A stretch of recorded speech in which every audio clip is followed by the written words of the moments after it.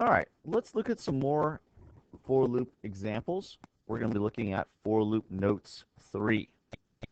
So the notes that we're going to be looking at here are two specific examples of how to utilize a for loop. Also, I'm going to mention how you want to comment your for loop. So just like we do a comment at the top of our program, we comment if statements, we comment switches, we are going to be commenting for loops. So this example, we're going to look at rolling dice. So I'm going to ask the user here at the beginning, how many dice do they want to roll? And then I'm going to use a for loop to roll that many dice. All right, so first off, note here, we're going to comment every loop. And you're going to briefly describe what the loop does. Now, you're not going to comment the loop itself. In other words, I'm not going to be like, this is going to be 1 to number of dice going up by 1 every single time. No, no, no, no. You're thinking about what the loop is doing. In other words, what's happening inside the loop, not how many times necessarily the loop is going to run. So that may be part of the comment. So my comment for this little segment of code is it's going to roll dice, num dice times. So our for loop goes from 1 to num dice. It's going up by 1. I create a dice, a random number 1 through 6, and it's going to print that out. So you can see how my comment is briefly describing what is happening inside the for loop. I'm going to roll dice, number dice times.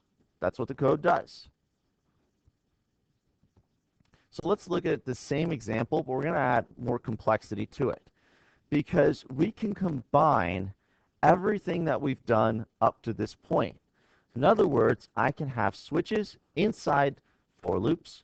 I can have if statements inside for loops.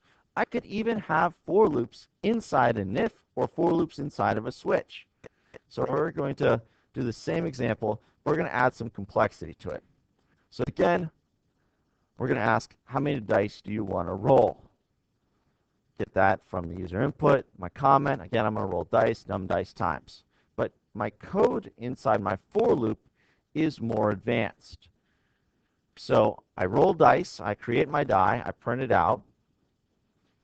But I'm going to do this little idea, like let's say instead of just straight up printing out the die, in other words, I'm not going to straight print this dice. So I'm going to delete that. I'm a cheater. And if I roll a bad result, I'm going to secretly re-roll it. So look at this.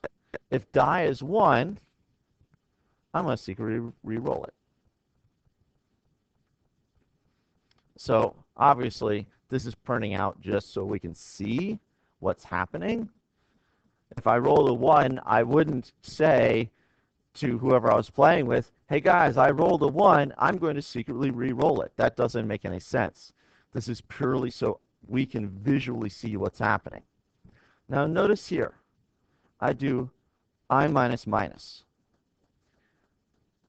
I'm subtracting 1 from I. Well, I is the variable that I'm using for my for loop. And what that's going to do is impact how many times my for loop is going to run.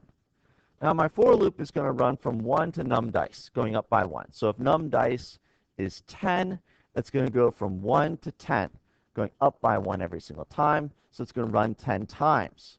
But here, if dice is 1, I do I minus minus, which is going to impact I. So if I was 5, I is going to become 4.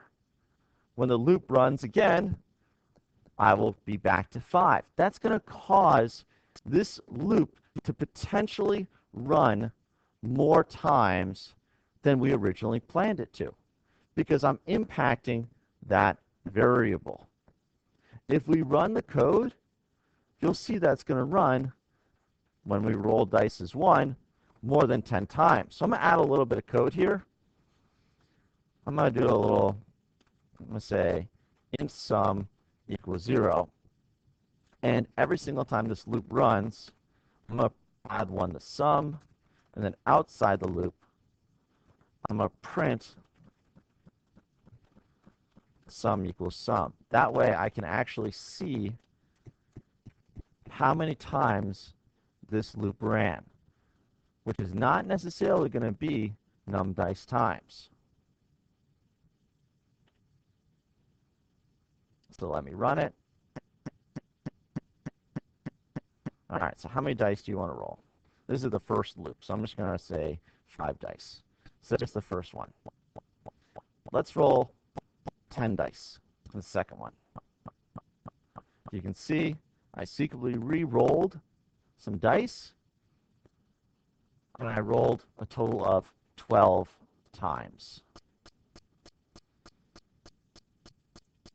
So the lesson here is I can impact the variable that my for loop is running, which has the chance to change how many times my loop runs.